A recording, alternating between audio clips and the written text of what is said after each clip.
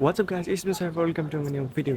Guys, আজকে তোমাদের সাথে যে জিনিসটা শেয়ার করার জন্য ভিডিওটা করছি গাইস, আজকে মানে রেস্ট নেওয়ার জন্য কিছুক্ষণ টাইম পাস করার জন্য ছাদে এসেছি। আজকের ভিউটা গাইস অস্থির একটা ভিউ, তাই তোমাদের সাথে শেয়ার করার জন্য ভিডিওটা করা। সো দেখো তোমরাই, অস্থির একটা ভিউ আজকে,